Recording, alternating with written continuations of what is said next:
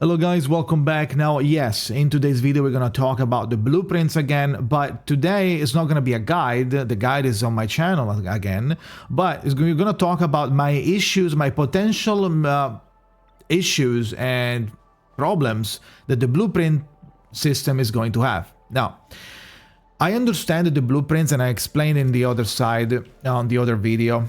I understand why the blueprint is really good, right? I do. It's gonna make a lot of people like hate the factory less.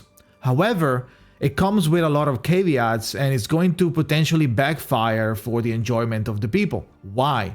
Concrete issues. No, I'm not just making anything up.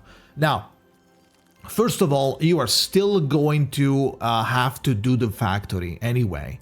Even if you have all of the blueprints, you're still gonna have to do it because you are required to have enough energy, and you are required to know basic knowledge on how and where to get your materials. You still have to engage in the content such as drilling, unlocking new drills, bothering about like all of the passive trees you can get on here, unlocking all of these, do all of the tutorials to get the default game blueprints and use them yourself, because early on there's going to be no blueprints shared, because the blueprint from beta obviously don't work on the blueprints on the release date. So if I share all of the codes right now that I have, you're not gonna be able to use them at all, right? So there's going to be the first problem that I want to talk is the illusion that you get to skip the factory. You're never gonna do it ever. You are going to do it. You are going to have to worry about the electricity with the thermal bank and setting up enough thermal banks to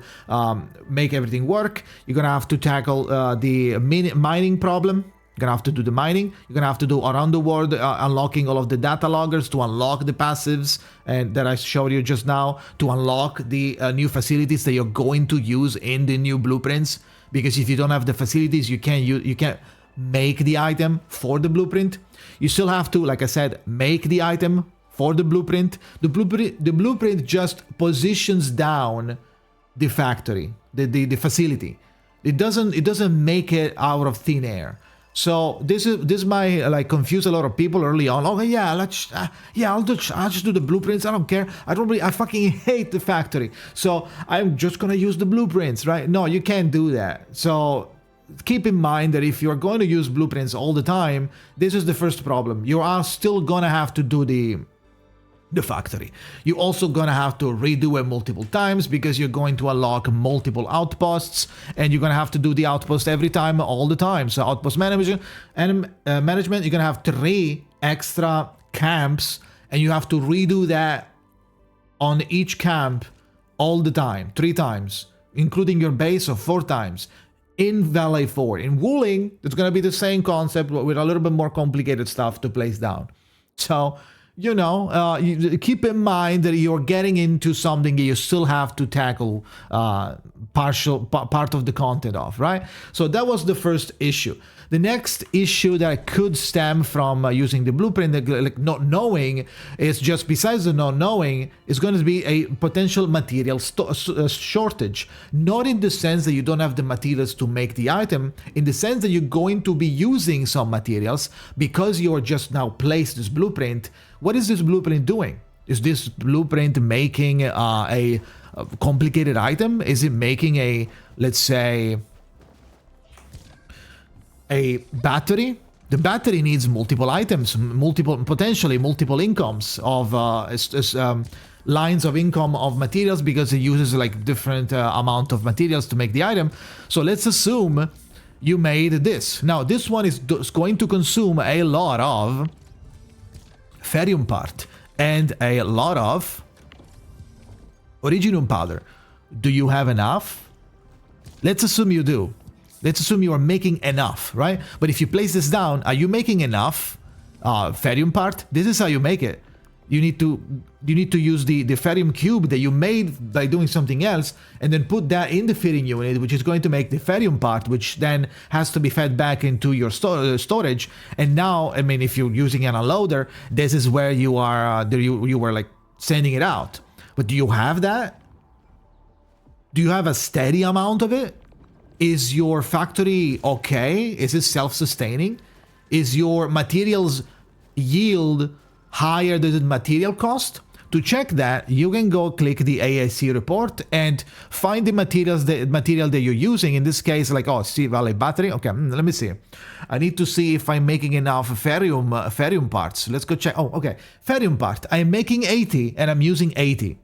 If I were to add another blueprint that is using even one more ferrium part, it's going to go into red here, and it's going to eventually deplete my whole stock. There's gonna be a day when I log in and this is 0 and I'm completely fucked. Now the battery doesn't work anymore. It's not making the battery. The facility completely stops. The potentially these materials are needed maybe somewhere else, doing something else, because these materials are really much needed to do multiple items. Like there's one of the most used materials in the game, the part version of materials, like ferrium part, amethyst part, right? Those. So this is like another problem that might arise. So keep that in mind. Be careful about that. You might brick your base by using using a blueprint. So keep in mind that there's some requirements, okay? And don't mismatch and mismanage your materials. Make sure whatever you're making that you have enough materials to sustain it to the long run if you're making an important material, or to sustain it to how long you want to sustain it, and then immediately shut off the facility so that it doesn't consume energy and materials, okay? Next, speaking of energy, when you place a whole factory down of like 3 things inside your factory area, you're going to immediately skyrocket the item on the top of the screen in the middle. You see 1.72k, that's 1720 energy out of my maximum output is that I can sustain is 1860-ish something, right?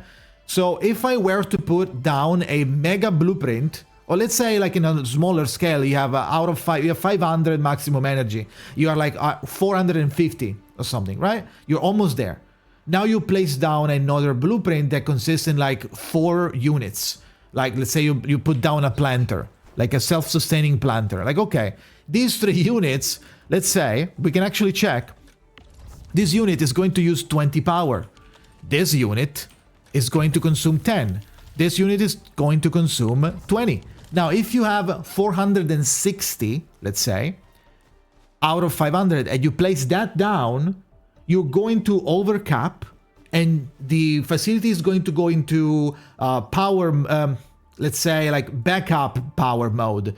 You see the 100% is going to slowly go down. That is your backup. It's going to temporarily let you do something that it's overcapping until that goes to 0, and then everything shuts down.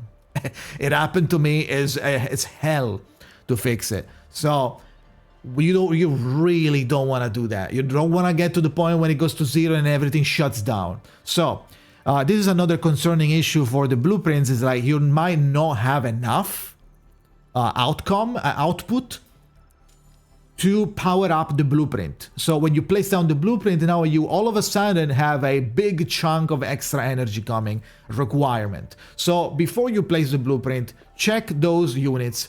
How much are they going to use in terms of energy? And then place them down, or place them down. If they are overcapping, shut them all out, shut them all off, and then slowly you're going to have the energy go up. Like, okay, I have a thermal. What you need is like a thermal bank, and you're going to make multiple thermal banks. And as long as you have materials to go in, depending on the materials that you're feeding, they're going to generate different power. Let's assume you're early on, you're going to have to only use the Originium ore, which gives you 50. So if you were overcapping by 10, just get one more thermal bank, make it fed with the Originium ore constantly. So now you have a 50 more energy, and now you can power up the blueprint. The next issue, let's say, is confusion.